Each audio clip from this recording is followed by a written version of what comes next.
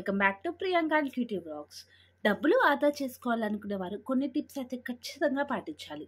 వాటిని ఫాలో అయితే ప్రతి నెల ఎంతో కొంత అమౌంట్ అనేది మనం సేవ్ చేసుకోవచ్చు. మరి ఆ చిట్కాలకి సంబంధించిన పూర్తి వివరాలు అనేవి ఈరోజు వీడియోలో చూద్దాం. అలాగే ఈ రోజుల్లో డబ్బు ఆదా చేసుకోవడం చాలా ముఖ్యం. అయితే భవిష్యత్తులో అప్పుడు మాత్రమే మనం ఎలాంటి పరిస్థితులు వచ్చినా ఆర్థిక ఇబ్బందులు అనేవి పడకుండా ఉంటాం. అయితే ఎక్కువ జీతం వచ్చేవారు ఎంతో కొంత సేవ్ అనేది చేస్తూ ఉంటారు. కానీ తక్కువ జీతం వచ్చి అలాగే ఇంట్లో ఎక్కువ ఖర్చులు ఎక్కువగా ఉండేవారైతే డబ్బు ఆదా చేయడం అనేది కుదరదు. అలాంటి వారి కోసమే ఈ టిప్స్ అన్నమాట. ఈ 10 టిప్స్ కనుక పాటిస్తే మీరు ఖచ్చితంగా ఎంతో కొంత అమౌంట్ అనేది సేవ్ చేసుకోవచ్చు. మీ బడ్జెట్‌ని బట్టి ప్లాన్ చేసుకోవాల్సి ఉంటుంది. సో, ఆ టిప్స్ ఏంటనేది ఈరోజు వీడియోలో చూద్దాం. మొదటిసారి కనుక మన ఛానల్ చూస్తుంటే లైక్ చేయండి, షేర్ చేయండి, సబ్స్క్రైబ్ చేసి పక్కనే ఉన్న బెల్ ఐకాన్ అనేది తప్పనిసరిగా యాక్టివేట్ అయితే చేసుకోగలరు. ఫస్ట్ టిప్ ఏంటంటే ఒక బడ్జెట్ అనుకోండి. మీరు సేవింగ్ చేసుకోవాలనుకుంటే ప్రతి నెల మీ బడ్జెట్‌లో ఎంతో కొంత ఖచ్చితంగా లెక్కలనేది వేసుకోవాలి. మీ అవసరాలకు మాత్రమే డబ్బులు ఖర్చు చేయాలి. కోరికలు, విలాసాలు కోసం అస్సలు అమౌంట్ అనేది ఖర్చు పెట్టకూడదు. నెలకు ఇంత బడ్జెట్ కంటే ఎక్కువ ఖర్చు చేయకూడదు అని చెప్పి మీకు మీరే ఒక నియమం అనేది పెట్టుకోవాలి. అలా ఫిక్స్ చేసుకుంటేనే మనం సేవింగ్ అనేది చేయగలుగుతాం అన్నమాట. ఫైనాన్షియల్ స్థిరత్వం ఎలా ఉండాలంటే చాలా అంటే చాలా ఖచ్చితంగా నిర్ణయం అనేది తీసుకోవాలి. ఇది అనవసరం అనిపిస్తే తప్పనిసరిగా దాని వైపు అస్సలు చూడకుండా ఉండాలి మనం. ఉ ఫర్ ఎగ్జాంపుల్ ఏదైనా చెప్పాలి అంటే సబ్స్క్రిప్షన్స్ కానీ, కాస్ట్‌లీ వస్తువులు కానీ, మీ యొక్క కెపాసిటీని బట్టి తీసుకోవాలి కానీ, మీ ఖర్చులు పెంచుకొని మాత్రం అలాంటివి తీసుకోకూడదనమాట. సెకండ్ వన్ వచ్చేసి ప్రతి రూపాయి మీరు ఖర్చు చేసే ప్రతి ఒక్క రూపాయిని ఎలా ఖర్చవుతుంది అనేది మీకు మీరే ఒక ప్రణాళిక వేసుకోవాలి. అంటే ఒక్కొక్కసారి చిన్న చిన్న ఖర్చులు ఎక్కువ అవుతూ ఉంటాయి. అందుకే మీరు ఖర్చు చేసే ప్రతి ఒక్క రూపాయిని ఎప్పటికప్పుడు రికార్డ్ చేసుకొని ట్రాక్ చేసుకుంటూ ఉండాలి. గ్రాసరీస్ కానీ, గ్యాస్ కానీ, కాఫీలు, restaurant bills, OTT subscriptions, cool డ్రింక్స్‌లు ఖర్చు చేసే అమౌంట్ ఖచ్చితంగా గమనించుకోవాలి. ఎందుకంటే వాటి ద్వారానే చాలా ఎక్కువ అమౌంట్ అనేది మనం ఎక్స్‌పెన్స్ చేస్తూ ఉంటామనమాట. సో, డీటెయిల్డ్ బడ్జెట్ అనేది కంపల్సరీగా ఉండాలి. అది కనుక ప్లాన్ చేసుకుంటే ఖర్చు చేసే ప్రతి ఒక్క రూపాయిని గనక మీరు రికార్డ్ చేసి చూసుకుంటే చాలా అంటే చాలా అమౌంట్ అనేది సేవ్ అనేది చేసుకోవచ్చు. అలాగే మీరు తక్కువ ధరలో దొరికే ఐటెమ్స్‌ని ఎక్కువ పెంచుకుంటూ ఉన్నా కానీ అమౌంట్ అనేది సేవ్ చేసుకోవచ్చు. థర్డ్ టిప్ వచ్చేసి ఫుడ్ ఖర్చు అనేది తగ్గించుకోవాలి. ఇప్పుడు ఉన్నవారు ఎవరైనా కానీ వీకెండ్ వస్తే చాలు హోటల్స్‌కి, పబ్‌లకి, పార్టీస్‌కి వెళ్తూనే ఉంటారు. ఎంతో కొంత అమౌంట్ అనేది ఖర్చు చేస్తూనే ఉంటారు. ఆహారంపై చేసే ఖర్చు తగ్గించుకోవాలి. రెస్టారెంట్‌లు, హోటళ్ళకి వెళ్ళి థౌసండ్స్ ఆఫ్ మనీ అనేది ఖర్చు చేస్తూ ఉంటాం. హోటళ్ళకి అమౌంట్ అనేది ఖర్చు చేసే బదులు మీకు ఇష్టమైన వంటలు మీ ఇంట్లోనే తయారు చేసుకోవడం నేర్చుకుంటే డబ్బు అనేది చాలా సేవ్ చేయొచ్చు. అలాగే ఏ సీజన్‌లో ఏవైతే తక్కువకి దొరుకుతాయో వాటినే మనం కొనుగోలు చేసుకుంటే కూడా అమౌంట్ అనేది సేవ్ చేసుకోవచ్చు. లేదా మీరు ఏదైనా ఫ్రూట్స్ కానీ, వెజిటబుల్స్ కానీ ఇలా మార్కెట్స్ ఉంటాయి కదా! ఆ మార్కెట్స్ ఏదైతే రైతు బజార్స్ ఉంటాయి కదా! వాటిలో తీసుకుంటే చాలా ఎక్కువ అమౌంట్ అనేది సేవ్ అవుతుందనమాట. ఎందుకంటే మీరు సూపర్ మార్కెట్స్‌లో వెజిటబుల్స్ తీసుకున్నా అవి ఫ్రెష్‌గా ఉండవు. ప్లస్ అవి కాస్ట్ కూడా ఎక్కువగా ఉంటాయి. అదే మీకు నియర్‌గా ఉన్న రైతు బజార్‌లో అయితే తక్కువ రేట్‌కి దొరుకుతాయి. Plus fresh fruits and vegetables కూడా దొరుకుతాయన్నమాట. ఈ విధంగా కూడా ఎంతో కొంత అమౌంట్ అనేది మనం సేవ్ చేయగలుగుతాం. నెక్స్ట్ వన్ వచ్చేసి అనవసరమైన సబ్స్క్రిప్షన్స్ అనేవి తీసుకోకుండా ఉండాలి. ఇప్పుడు చాలా ఓటీటీలు మనకి అవైలబిలిటీలో ఉన్నాయి. దీంతో ఎక్కువ మంది ఒకటికి మించి సబ్స్క్రిప్షన్స్ అనేవి తీసుకుంటారు. కొంతమంది 5, 4, 3 అలా సబ్స్క్రిప్షన్స్ ఎక్కువ తీసుకుంటూ ఉంటారు.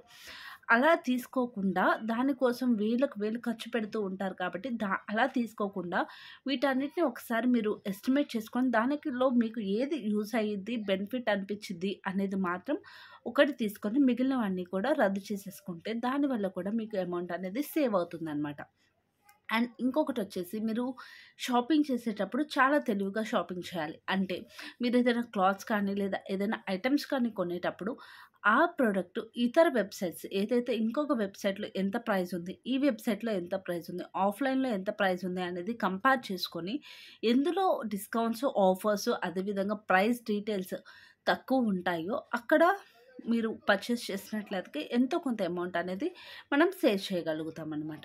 నెక్స్ట్‌గా యుటిలిటీ బిల్స్ తక్కువ చేసుకోవాలి. అంటే మీరు ఎలక్ట్రిసిటీ మీరు ఏదైనా అనుకున్నప్పుడు ఖచ్చితంగా ఎలక్ట్రిసిటీ, వాటర్ బిల్ వంటి వాటిని తగ్గించుకోవచ్చు. అది మన చేతుల్లో ఉన్న పనే అనమాట. లైట్స్ అనవసరంగా వేయడం, లేకపోతే వెంటనే అనవసరంగా వేయడం, ఫ్యాన్స్ అనవసరంగా వేయడం, ఎవరు లేకపోయినా ఫ్యాన్ వేయడం, ఎవరు లేకపోయినా లైట్ వేయడం, లేకుంటే తక్కువ కరెంట్ కాలేవి ఉంటాయి కదా! బల్బులు అలాంటి ఎలక్ట్రిక్ ఐటెమ్స్ వాడితే కూడా మీరు కొంతలో కొంత సేవ్ చేసుకోగలుగుతారు. అదేవిధంగా మీరు ఏ అప్పులు ముందు తీర్చాలో కూడా మీరు ఒక ప్లాన్ చేసుకొని ఉండాలన్నమాట. మీకేమైనా అప్పులు ఉన్నట్లయితే వాటిలో వేటిని ముందు తీర్చాలి అనేది మీరు ముందే డిసైడ్ చేసుకోవాలి. ఏదైతే ఇంట్రెస్ట్ రేట్ అనేది ఎక్కువగా ఉంటుందో ఆ యొక్క అప్పుల్ని ముందు తీర్చుకోవాలన్నమాట. దీనివల్ల మనకి డబ్బు ఆదా అవుతుంది. ఎందుకు అంటే మీకు ఇంట్రెస్ట్ కనుక ఎక్కువ ఉన్నట్లయితే ఇంట్రెస్ట్ తక్కువ ఉన్న అమౌంట్ మీరు అప్పు తీర్చేశారనుకోండి, ఇంట్రెస్ట్ ఎక్కువున్నది పాపం పెరిగినట్టు పెరుగుతుందనమాట. బయట రూ. 2 వడ్డీకి రూ. 1,00,000 తీసుకుంటే మనకి సంవత్సరానికి వచ్చేసి రూ. 24,000 పే చేయాల్సుంటుంది. అలాంటివి ఇంట్రెస్ట్ ఎక్కువ ఉన్నవైతే త్వరగా తీర్చేసుకుంటే కూడా మనకి అమౌంట్ అనేది సేవ్ అవుతుంది. మన మీద బర్డెన్ కూడా ఎక్కువ పడకుండా ఉంటుందనమాట. అలాగే రవాణా ఖర్చులు అంటే ట్రాన్స్‌పోర్ట్ ఛార్జెస్ కూడా కొంచెం తగ్గించుకోవాలి. అంటే మీరు ఆఫీస్‌కి కానీ లేదా ఏదైనా పని మీద బయటకు వెళ్ళేటప్పుడు ఆహ్, ఎక్ తక్కువ తో వెళ్ళడానికి ప్రయత్నించాలి. అంటే ఇప్పుడు మనం ఎక్కువ బైక్స్‌లో వెళ్తాం. లేదా క్యాబ్ బుక్ చేసుకుంటాం. క్యాబ్, ఆటో అనేది చాలా ఎక్స్‌పెన్సివ్ అనమాట. అలా కాకుండా మీకు టైం ఉంది, కొంచెం లేట్ అయినా పర్లేదు అనుకున్నప్పుడు గవర్నమెంట్‌కి సంబంధించిన వెహికల్స్ ఉంటాయి కదా! అలాంటివి యూజ్ చేసుకుంటే మెట్రో అలాంటివి యూజ్ చేసుకుంటే చాలా తక్కువ అమౌంట్ తోటి మనం వెళ్ళి రావచ్చనమాట. అదే సురక్షితంగా కూడా ఉంటుంది. అదేవిధంగా ఏదైనా ఎమర్జెన్సీ పర్పస్ అయితే మీరు కొంచెం అమౌంట్ పెట్టైనా కానీ ఈ విధంగా వెళ్ళొచ్చనమాట. అంటే క్యాబ్స్ కానీ, ఆటో కానీ ఎమర్జెన్సీ అనుకుంటే అలా వెళ్ళడానికైతే బావుంటుంది. కానీ ఎమర్జెన్సీ పర్పస్ కానప్పుడు ఈ విధంగా అమౌంట్ అనేది కూడా మనం సేవ్ చేసుకోవచ్చు. అలాగే మీ సొంతంగా పని చేసుకోండి. అంటే మీ పనులు ఏమైనా టాస్కుల కోసం ఇతరుల మీద ఆధారపడడం లేదా ప్రొఫెషనల్స్‌ని నియమించుకొని డబ్బులు ఇచ్చి వాళ్ళ చేత మీ యొక్క వర్క్ చేపించుకోవడం అలాంటివి చేయకుండా మీ యొక్క పనులు మీరే సొంతంగా నేర్చుకొని చేస్తే కూడా అమౌంట్ అనేది సేవ్ చేయొచ్చు. ఇప్పుడు చాలామంది వర్క్ రాని వాళ్ళు కూడా ఫేక్ పెట్టేసి వెళ్తూ ఉంటారు కదా! వాళ్ళకి ఇలా చేయడానికి చాలామంది ఇలా చేస్తూ ఉంటారు. సో, అలా కాకుండా మీరు వర్క్ మీరే చేసుకొని మీ యొక్క లేజినెస్‌ని తగ్గించుకుంటే తప్పనిసరిగా కూడా ఈ యొక్క అమౌంట్ అనేది కూడా మనం సేవ్ చేయొచ్చనమాట. ఇంకొకటి ఏంటి అంటే ఎంత తక్కువైనా సరే సేవింగ్స్ అనేది తప్పనిసరి అనమాట. మీకు వారంలో ఎంత డబ్బు వీలైతే అంత. వందల్లో అయినా సరే, లేకుంటే 10, 20, 100 ఎంత ఉంటే అంత. ఖచ్చితంగా ఎంతో కొంత డబ్బనేది సేవ్ చేసుకోవాలనమాట. అలా సేవ్ చేసిన అమౌంట్‌ని సేవింగ్స్ అకౌంట్‌లో వేసి ఉంచితే తప్పకుండా మీకు మంచి లాభం వస్తుంది. అదేవిధంగా దానిలో ఇంట్రెస్ట్ కూడా జనరేట్ అవుతుంది. అందులో తరచూ అంటే ఒకేసారి మనం తీయం గదా! వీక్లీ వన్స్ మన దగ్గర ఎంతుంటే అంత అమౌంట్ వేస్తూ ఉండడం వల్ల ఎక్కువ అమౌంట్ అనేది మీ యొక్క సేవింగ్స్ అకౌంట్‌లో ఉంటుంది. అది ఎక్కువ లాంగ్ టర్మ్ సేవింగ్స్‌లా కూడా అవుతుందనమాట. సో, ఈ విధంగా భవిష్యత్తులో ఏదైనా పెద్ద అవసరం వచ్చినప్పుడు చాలా అంటే చాలా యూజ్ అవుతుంది. సేవింగ్స్ అనేది ఈ యొక్క కాలంలో అయితే తప్పనిసరిగా చేయాల్సిందండి. ఈ వీడియో అనేది మీకు ఇంట్రెస్టింగ్‌గా అనిపించిందా? లేకుంటే మీకు యూజ్‌ఫుల్ అనిపించిందా? అనిపిస్తే మాత్రం లైక్ చేయండి, షేర్ చేయండి, సబ్స్క్రైబ్ చేయండి. మొదటిసారి చేస్తుంటే మాత్రం కామెంట్ కూడా చేయండి. Thank you for watching Priyanka and cutie vlogs. Bye bye.